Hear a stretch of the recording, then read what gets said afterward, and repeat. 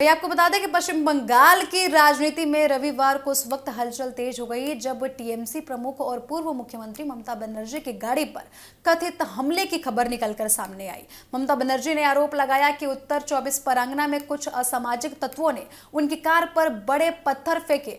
घटना उस वक्त हुई जब ममता बनर्जी एक मृत टीएमसी कार्यकर्ता के परिवार से मिलने उनके घर पहुंच रही थी।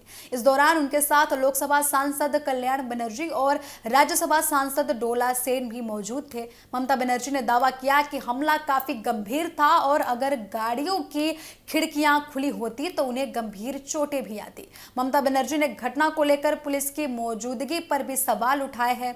उनका आरोप है कि पुलिस के सामने उनकी गाड़ी पर बड़े पत्थरों से हमला किया गया। उन्होंने कहा कि हमला इतना जोरदार था कि अगर पत्थर गाड़ी के अंदर पहुंच जाते तो बड़ा नुकसान हो सकता था। ममता बनर्जी ने यह भी कहा है कि घटना में उनकी जान जाने का भी खतरा था। उन्होंने पुलिस की भूमिका पर भी सवाल उठाते हुए कई गंभीर आरोप लगाए हैं। उन्होंने बोला है कि पुलिस सिर्फ बीजेपी को सुरक्षा दे रही है। हालांकि इन आरोपों की अभी तक स्वतंत्र पुष्टि या फिर कोई भी रिपोर्ट ऐसी निकलकर सामने नहीं आई है। वहीं आपको बता दें कि घटना के सामने आने के बाद पश्चिम बंगाल की मंत्री अग्निमित्रा पॉल की प्रतिक्रिया ने राजनीतिक बहस को और भी ज्यादा बढ़ा दिया है। अग्निमित्रा पॉल ने ममता बनर्जी पर कथित हमले की कड़ी निंदा की। उन्होंने साफ कहा कि इस तरीके की घटनाओं का बीजेपी की संस्कृति में कोई स्थान नहीं है। उन्होंने कहा कि राजनीतिक मतभेद अपनी जगह है, लेकिन किसी नेता की गाड़ी पर हमला करना, हाथापाई करना या फिर कीचड़, स्याही अथवा जूता फेंकना, यह हमारे संस्कार नहीं है। अग्निमित्रा पॉल ने यह भी कहा कि ममता बनर्जी ने अपने शासनकाल में भले ही कई गलतियां की हो, लेकिन एक महिला और खासतौर पर एक बुजुर्ग महिला के खिलाफ इस तरीके के व्यवहार का समर्थन पार्टी द्वारा नहीं किया जाएगा।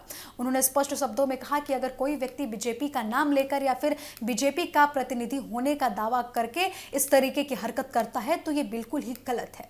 यानी कि मंत्री ने इस घटना की निंदा करने के साथ साथ पार्टी के नाम के जो इस्तेमाल को लेकर ये संदेश साफ कर दिया है कि जो भी पार्टी का नाम इस्तेमाल करके गलत काम करेगा उसके खिलाफ सख्त कार्रवाई की जाएगी।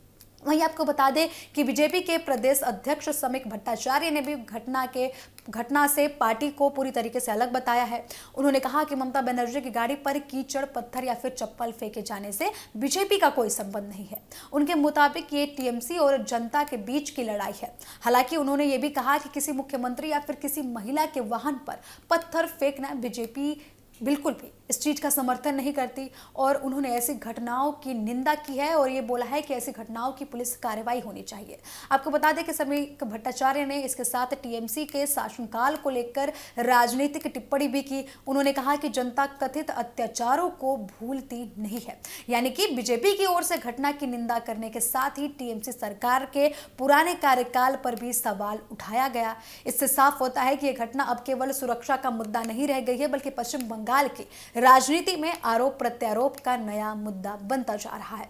इस पूरे घटनाक्रम में सबसे अहम बात यह रही कि एक तरफ ममता बनर्जी अपनी सुरक्षा को लेकर गंभीर आरोप लगाते हुई दिखी, तो दूसरी तरफ बीजेपी के नेता घटना की निंदा करने के साथ पार्टी के किसी भी तरीके के संबंध से उन्होंने इनकार किया। उन्होंने बोला कि पार्टी का इस घटना से कोई संबंध नहीं है।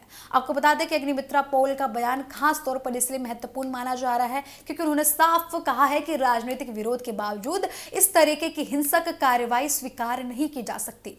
सभी की नजरें इस बात पर होने वाली हैं कि पुलिस इस कथित हमले की जांच किस दिशा में लेकर आगे बढ़ती है और क्या घटना के लिए जिम्मेदार लोगों की पहचान पुलिस द्वारा की जा सकती है। साथ ही यह भी अहम होगा कि ममता बनर्जी के आरोपों को लेकर प्रशासन की ओर से क्या आधिकारिक जानकारी निकलकर सामने आती है।